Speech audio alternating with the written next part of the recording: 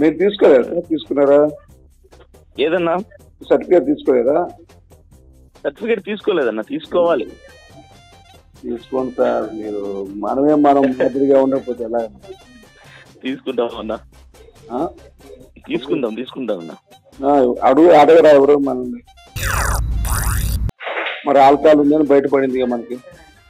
అవును. మరి ఏం చేస్తాం?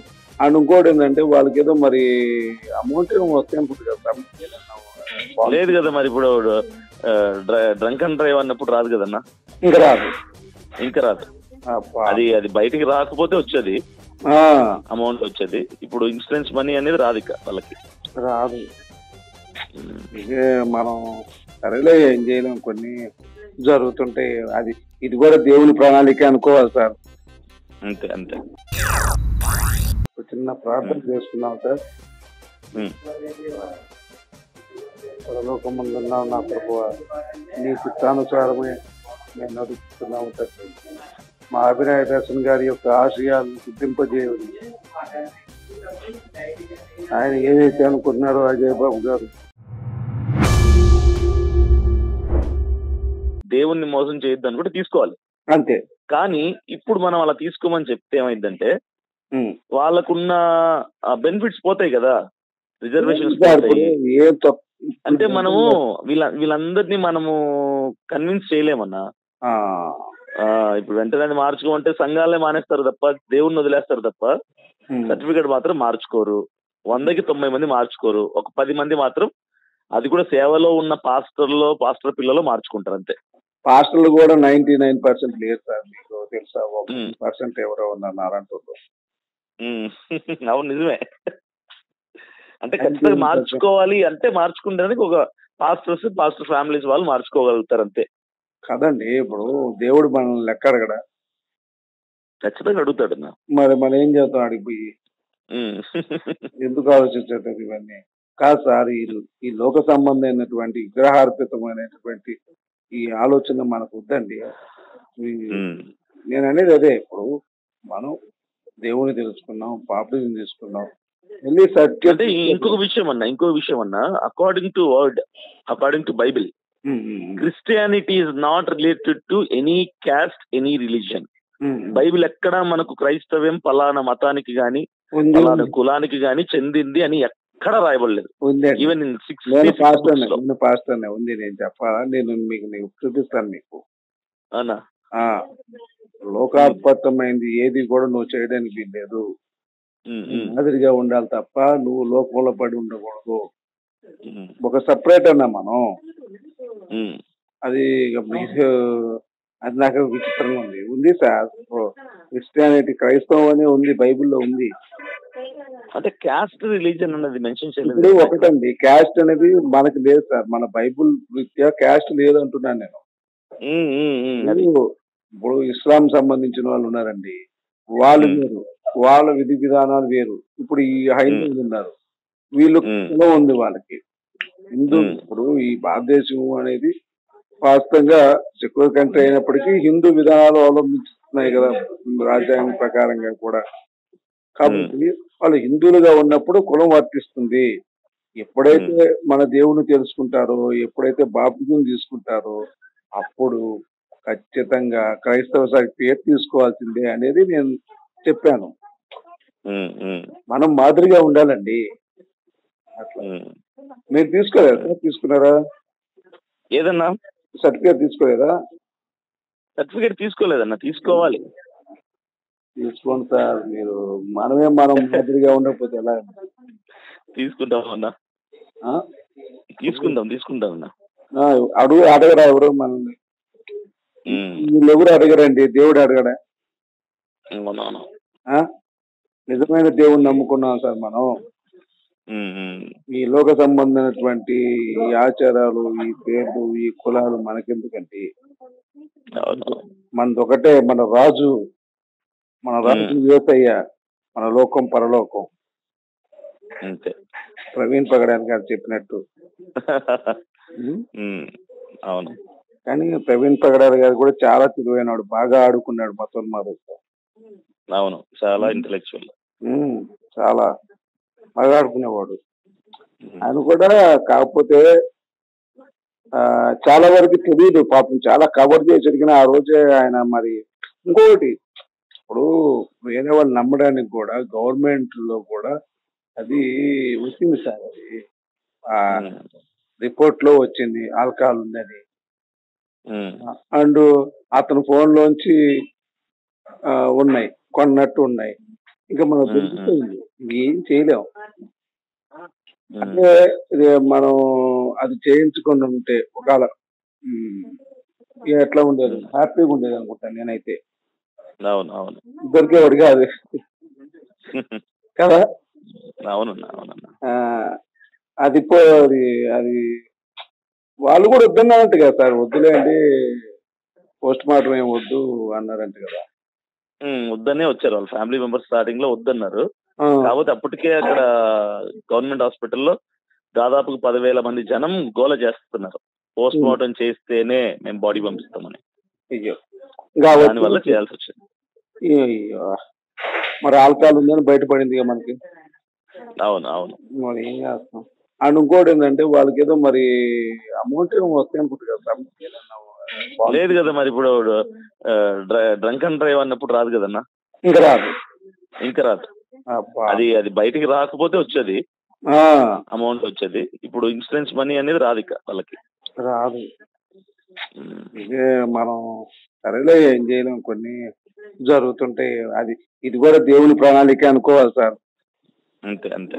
ఇప్పుడు చూడండి, దేవుని ప్రణాళిక ఎలా ఉందో, నువ్వు నిజ దేవుని నమ్ముకొని, జీవం గల దేవుని నమ్ముకొని, నువ్వు పాత ఆలోచనలు మానకుండా. ఏమండి, మీరు ఇక్కడ దేవుని ప్రణాళిక ఆలోచించారా? మీరు బాగా ఆలోచించండి. దేవుని ప్రణాళిక ఎలా ఉంది? నిజమైన దేవుని నమ్ముకొని, జీవం గల దేవుని, మన దేవుని నమ్ముకొని, మళ్ళీ పాత అలవాట్లు మానకుండా ఉంటే దేవుడు శిక్ష చేయకుండా ఉంటాడు. అది లోకానికి చూపించాడు ఆయన. లోకాతీతములు తీసుకోకూడదని చెప్పాడు కదా. మరి కూడా మరి అదే నేనేమంటానంటే, నా ఆలోచన ఇప్పుడు నువ్వు జీవం గల దేవుని నమ్ముకొని అందరికేమో మంచి మాటలు చెప్తూ సరే ఎంజాయ్ చేయొచ్చు సార్, కానీ అట్లా ఎంజాయ్ చేయడం తప్పు అంటాను. ఏదో సీక్రెట్ గా కూర్చొని పరిధికి మించి ఏది చేసినా పాపమే, తప్పండి. ఏమైంది, వాళ్ళు ఆయన నమ్ముకున్న వాళ్ళు ఇబ్బంది పడుతున్నారా? అవును అది పాపం. అది ఆలోచన లేకుండా అయితే ఓకే. ఒకసారి దేవుడు అవకాశం ఇచ్చాడు, యాక్సిడెంట్ అయింది, కూర్చున్నాడు, పక్కన కూర్చున్నారు, పోలీసులు కూడా పక్కన పెట్టారు, బాగుంది. హ్యాపీగా కారు మాట్లాడుకుని ఇంటికి వెళ్తే ఇంకా బాగుంది, మనకి కనపడేవాడు ఆయన కదా. అవును. మీరైనా చెప్పుకుండాల్సిన సార్, ఎప్పుడైనా చెప్పుకోవాలి. మనం ఏం చేయలేమని ఏం చెప్పిన ఊరి అంతే. ఇంకా మీరు కూడా ఆ వరవాడి ఉంది కాబట్టి ఇంకా అది మీరు కొనసాగించారు. అంతే అన్న, స్టాండ్ తీసుకున్నాం కాబట్టి ఇంకా ఆ స్టాండ్ మీద నిలబడ్డా. ఇప్పుడు ఈయనేమో జాన్ పాల్ గారు మాట్లాడారు, నాకు ఫోన్ చేశాను, రావాలి నాకు అంత ఇంట్రెస్ట్ లేదండి అన్నాడు. మీరు ఎందుకు సార్ మీరు ఈ విధంగా మాట్లాడారు, మరి ప్రవీణ్ పాడారు కాదంటే ఆయన నిజంగా చెప్పాడు. ఆయన ఏమన్నా అంటే, సార్ నిజంగా ఆయన ఆల్కహాల్ తీసుకోకుండా జరుగుంటే నేను ఇంకా బాగా స్టాండ్ నిలబడేవాడినండి. అది ఆల్రెడీ గవర్నమెంట్ నిరూపించింది, దానికి ఎగ్నెస్ట్ గా మనం వెళ్ళకూడదు అంటూ. గవర్నమెంట్ తప్పు ఎందుకు చేస్తుంది సార్? గవర్నమెంట్కి ఎవరు చుట్టం కాదు. ఆయన అందుకే నేను ఇలా మాట్లాడానండి, ఉన్న నిజాన్ని మాట్లాడాను. కొంతమందికి నచ్చదు, మనం ఏం చేస్తాం, ఏమండి. ఆయన ఫస్ట్ అలాగే వచ్చాడంట. ఫస్ట్ నేనే వెళ్ళానండి, మంచిగా నిలబడ్డాను, ఎప్పుడైతే నాకు తెలిసిందో నేను తప్పుకున్నాను. చాలా మంది తప్పుకున్నారు కదా. నాకు తెలిసి మీరు అజయ్ బాబు గారే నిలబడ్డారు. అవునన్నా. బాగుండండి. సరే, ఏదైనా అది నాకు డేట్ ఫైనల్ చేయండి అన్న, 10, 11 వైజాగ్, హైదరాబాద్ అని ఫైనల్ చేసి చెప్పండి. నేను అది మాట్లాడతాను సార్, మాట్లాడి తర్వాత ఏ నియోజకవర్గానికి ఎంత అనేది తెలియదు కదా, సరే మాట్లాడుకొని కొంచెం ఫండ్ సరే అవన్నీ చూసుకోవాలి వాళ్ళు. రూపాయలు 2 రూపాయలు కాదు, 100 కోట్లతో పని కదా. అందుకే ప్రతి క్షణాన్ని ఆయన వినియోగించుకుంటాడు. నేను 10 సార్లు ఫోన్ చేస్తే ఒకసారి వస్తున్నాడు, అంత బిజీ ఉంటున్నాడు. అండ్ మీ లోపు ఏమన్నా ఉంటే గ్రౌండ్ వర్క్ చూసుకోండి. ఖచ్చితంగా ఎంతమంది వస్తున్నారు ఏంటి మన పార్టీ ఉంది అని ఒకసారి మీరు ఏదన్నా ఉంటే చూడండి, గ్రౌండ్ వర్క్ చేయండి, అప్పుడు ఫైనల్ గా ఏమొస్తుంది. తప్పకుండా. ఆల్రెడీ మేము గ్రౌండ్ వర్క్ చేస్తూనే ఉన్నాం, అది కంటిన్యూ ప్రాసెస్, అది జరుగుతూ ఉంటది. అది ఎక్కడ మీటింగ్స్ పెట్టాలి, ఎక్కడ జనాన్ని గ్యాదర్ చేయాలి, ఎక్కడ లీడర్స్ రైజ్ చేయాలి, ఏ నియోజకవర్గాల్లో క్రిస్టియన్ పర్సంటేజ్ ఎంత ఉంది, క్రిస్టియన్ పాపులేషన్ ఎంత, ఇవన్నీ మేము గ్రౌండ్ వర్క్ లిస్ట్ అవుట్ చేస్తూ ఉన్నాం. ఎందుకంటే మీరు వస్తారు అన్న మాకు తెలియదు కదా. యాక్చువల్లీ మా ఆలోచన మేమే ఓన్ పార్టీతో ముందుకు వెళ్ళాలన్న ఎజెండాతో మేము ఉన్నాం. అజయ్ నేను కలిసి నేషనల్ పార్టీ ఒకటి స్థాపించి, తెలంగాణ నుంచి అజయ్, ఏపీ నుంచి నేను, ఇద్దరం పార్టీని ముందు తీసుకెళ్ళిన ఆలోచనలో ఉన్నాం. ఆ టైంలో మీరు టచ్ లోకి వచ్చారు కాబట్టి సరే మీతో ట్రావెల్ అవుదామన్న ఆలోచనలోకి వచ్చాం. ఏదైనా ఉంటే గ్రౌండ్ వర్క్ చేసుకోండి, మనం చేద్దాము. అండ్ అతన్ని కట్ చేసాము ఆల్రెడీ, ఆయన కోరికలు ఎక్కువ ఉన్నాయి, నిజాక్షణ కట్ చేసాము. జాన్ బాబు గారు కూడా ప్రస్తుతానికి హోల్డ్ లో పెట్టాము. అండ్ ఇప్పుడు మీ తరఫున కొంతమంది, మేము వేరే మా పార్టీలో కొంతమంది సీనియర్ నాయకులు కూడా టచ్లో ఉన్నారు, అందరితో కలిసి మేము ముందుకు వస్తాం. మీరిద్దరు మీ తరఫున ఉంటే కొంతమంది అంతే సార్, తప్పకుండా మనం చేద్దామండి. ఓకే అన్న, ఓకే, థ్యాంక్ యూ అన్న. బాయ్ అన్న, ప్రైజ్ లార్డ్ అన్న. దేవునికి మహిమ కలుగు సార్. ఆయన చిత్తానుసారమే ఇప్పుడు చిన్న ప్రార్థన చేసుకున్నాం సార్.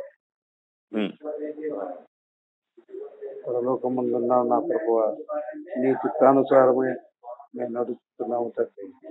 మా అభినయ దర్శన్ గారి యొక్క ఆశయాలను సిద్ధింపజేయని, ఆయన ఏదైతే అనుకుంటున్నారో అజయ్ బాబు గారు, ఏదైతే అని అభినయ దర్శన్ గారు అనుకుంటున్నారో దాన్ని నెరవేర్చండి ప్రభు. ఈ నామ మహిమ కలుగునట్లు వీరు ఇంకా కొందరైతే ఎదుగునట్లు మేము పెట్టేటువంటి ఈ పార్టీ ఈ దేశంలోనే నెంబర్ 1 గా ఎదగాలని, దేశం మొత్తం కూడా మాదిరిగా మా అజయ్ బాబు గారు, మా అభినయ్ దర్శన్ గారు తెలవాలని, వీరు ఎమ్మెల్యేలుగా, ఎంపీలుగా, వీరైతే సీఎంలుగా కూడా ఎదగాలని మనస్ఫూర్తిగా మీరు దీవించాలని అర్థిస్తున్నాము తండ్రి. నాయన మీ చిత్తానుసారం మీ ఉన్నదో అదే చేయండి నాయన. మీ చిత్తానుసారం మేము నడుచుకుంటాము నాయన. మేము అన్యులను పోటీ ఉండక చాలా మంది దేవుని తెలుసుకొని నిజ క్రైస్తవులుగా ఉండకుండా ఎంతో మంది దొంగలు ఉన్నారు. అందరూ కూడా క్రైస్తవ సర్టిఫికేట్ తీసుకొని నిజమైన దేవుని యొక్క సర్టిఫికేట్ తో పరలోకం చేరాలని నేను కోరుకుంటున్నాను తండ్రి. అదేవిధంగా మా అజయ్ బాబు గారిని, అభినయ దర్శన్ గారిని దీవించండి, మా డేవిడ్ గారిని దీవించండి, మా పార్టీని బలోపేతం చేయండి. మీ చిత్తానుసారం మీ చేతుల్లో ఈ బిడ్డలను పెట్టుచున్నాను తండ్రి. ఆమేన్. సరే సార్, ఓకే ఓకే నాకు అది డేట్ చెప్పండి అన్న 2 days లో. సారీ, నాకు ప్రార్థన అంతగా రాదు నాన్న. అయ్యో అట్లా ఏం లేదన్నా, ఎవరు చేసిన దేవుడు ప్రార్థన ఆలకిస్తారు కదా. సరే సరే అన్న, అయితే కొంచెం త్వరగా చెప్పండి నాకు 2 days లో. సార్ మీరు కూడా అజయ్ బాబు గారు ముందు సర్టిఫికేట్ తీసుకోండి సార్, మన దేవుణ్ణి నిజ దేవుని. తప్పకుండా షూర్ గా డెఫినెట్ గా తీసేసుకుంటాము, నో ప్రాబ్లం, దానికి ఇబ్బంది లేదు. అలాగే అందరినీ ఎంకరేజ్ చేయండి సార్, మనకు తెలియాలి. షూర్ ఈ దేశానికి కొత్త తెలియాలి సార్, మీకు అర్థం కావట్లేదు నా బాధ. తప్పకుండా అన్న. మోటివేట్ చేద్దాంలేండి. ఆమె ఓకే అన్న, ప్రైజ్ లాడ్ అన్న, బాయ్.